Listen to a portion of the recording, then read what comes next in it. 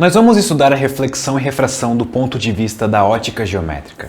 Isso é, o estudo de fenômenos luminosos com base em leis experimentais sem que haja necessidade de explicar a natureza física da luz. Na ótica geométrica, a luz é considerada como sendo raios de luz, que são linhas que representam a direção e o sentido de propagação dela.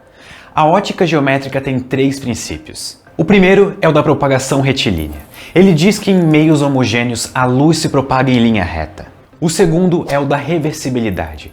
Ele diz que a trajetória dos raios não depende do sentido de propagação. O terceiro não tem um nome legal, mas diz que cada raio de luz se propaga independente dos demais. Então nós podemos analisar cada um separadamente. Vamos pensar em uma situação em que a luz passa de um meio homogêneo para o outro. Por exemplo, da água para o vidro ou do ar para a água. Os raios de luz atingem a interface entre os meios e experimentos nos mostram que existe um raio que é refletido de volta para o meio 1 e outro que vai para o meio 2. Em outras palavras, ele é refratado. As porcentagens entre a intensidade refletida e a refratada variam com o ângulo de incidência, que é o nome que nós damos para o ângulo que o feixe de luz faz com a normal do plano. O princípio da reflexão, que já é conhecido desde a Grécia Antiga, diz que a luz refletida tem o mesmo ângulo do feixe incidente. Quando a luz vai de um meio para o outro, ocorre a refração.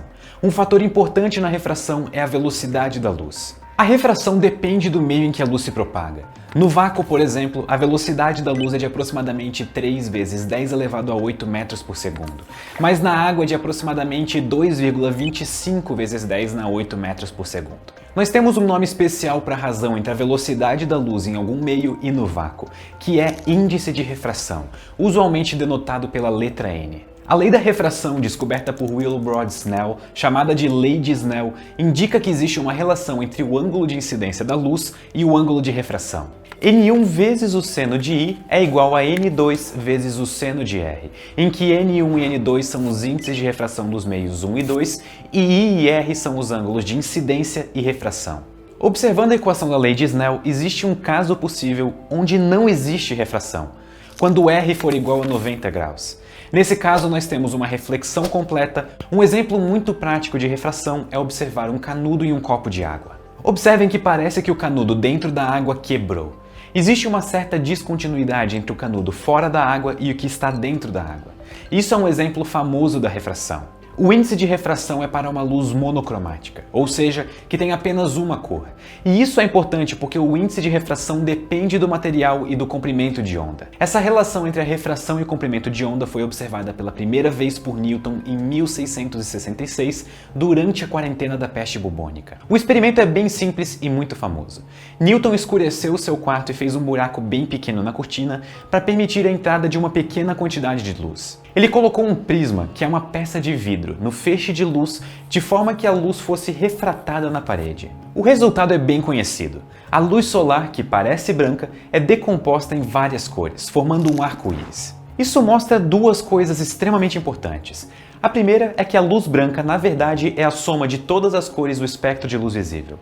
A segunda é que diferentes cores têm diferentes índices de refração, ou então o prisma simplesmente continuaria deixando o feixe de luz branco. A ótica geométrica não se preocupa em explicar o fenômeno físico que está acontecendo, somente descreve o que acontece por meio de experimentos. Mas e quanto à teoria corpuscular e ondulatória? Em 1657, o matemático Pierre Fermat escreveu uma carta na qual ele enunciou um novo método para determinar a trajetória dos raios luminosos, baseado na ideia de que a natureza sempre atua pelo caminho mais curto.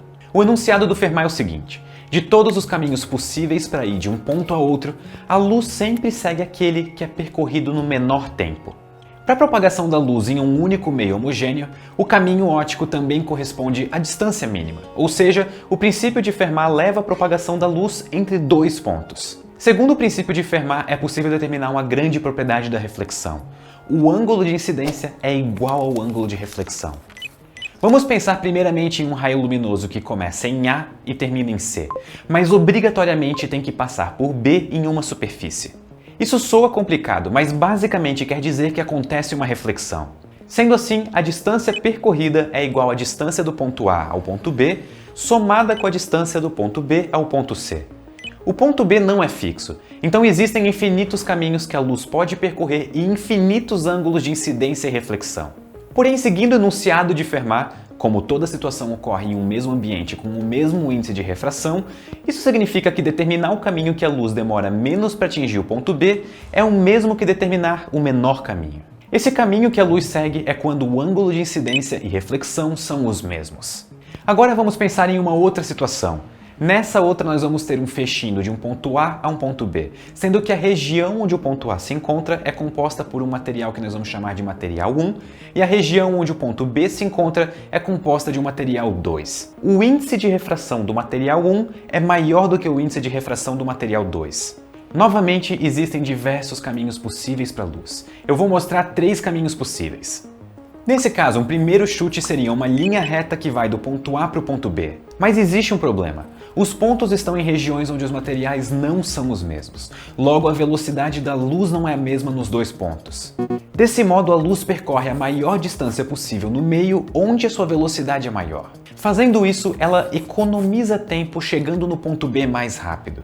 Só usando isso, nós já conseguimos obter a lei de Snell e isso é maravilhoso. Nós ainda temos muito para ver pela frente no capítulo de ótica, e nos próximos vídeos eu vou falar de formação de imagens, espelhos planos, côncavos e convexos, então eu espero vocês lá.